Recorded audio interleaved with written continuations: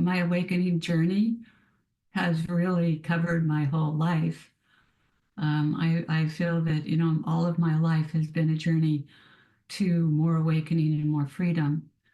And for as long as I can remember, I had a longing. I was actually driven to find more freedom than what I was experiencing in the confines of my mind and my identity, even though I didn't know really what that was.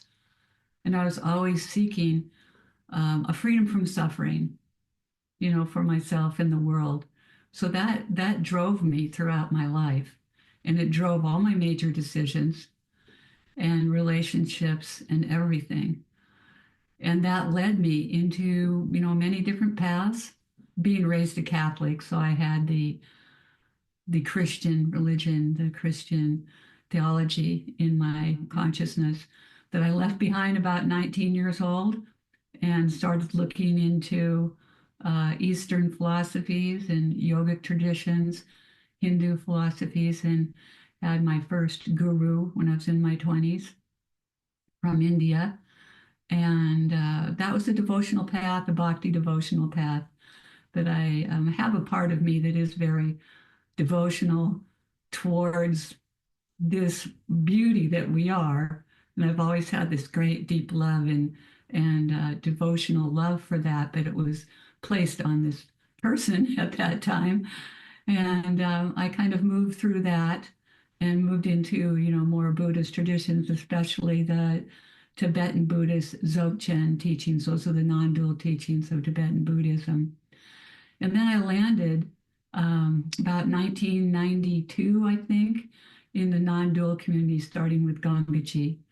I listened to a recording of her, and I felt like this is a woman who's like me, who's an American speaking my language, who is awakening.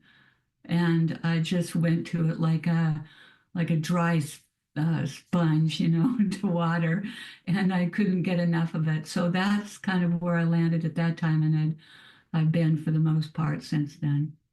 Ultimately, settling with Adyashanti in the 90s or in the later 90s for 22 years or so. So that I'm deeply informed by his teachings and by the non-dual teachings in general. But I'd say that a couple milestones were that in my 20s, I deeply dove into the awakening. How could I find more spiritual awakening to my deeper nature? And I believed that that was going to take me out of all of my human suffering. And it was going to take me out of all the pain of my emotional trauma from my childhood and so on. And then in my 30s, there was a therapist who was involved with that same guru who I went to see, and she said, "You have to address your trauma. You have to address your emotional, psychological issues. The spiritual will not take you out of that. You have to also resolve that and heal that in some way." So I started working with her, and I started that journey, which I dove into with the same deep commitment that I did with the spirituality. Because to me, it was like I saw it as an obstacle that I wasn't going to be able to really rest deeply in myself with all of this inner emotional turmoil. So I really took it seriously that I had to do that, and I did. And they were just paralleled side by side and interconnected. And the deeper I had of insight and unfoldment spiritually, the more that helped me be with that deeper pain. And the more I was with that, the more I unfold spiritually. And so for me in my process, it's been completely intertwined, the spiritual journey as well as my emotional psychological healing. So that understanding was one milestone.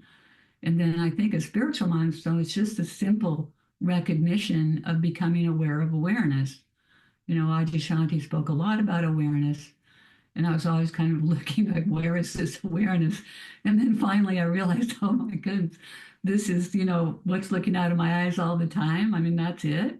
I just discounted it at first. I thought, awakening had so many ideas about I was supposed to be big and splashy. But, then he confirmed that. He said, yeah, that's it. That's the start of it. So once I recognized that, and there was a recognition, it was awake, this awareness to itself, then I committed to resting as that as frequently as possible because I felt like that was what was going to take me home. That's what was going to take me into this that I long for. So I did it, regularly, constantly. I was resting in it, focusing on it, even if I barely had a sense of it, no matter what I had of it. I committed myself to that. And so over time, just as he had said it would, that deepened that. It made itself more known, made itself more stable and deeper in my experience. So it was, just a stable, obvious experience on a daily basis. So that was kind of a just simple milestone of just that recognition. And for whatever reason, I had that ability or longing or commitment within me to pay attention to it, and that's how it grew.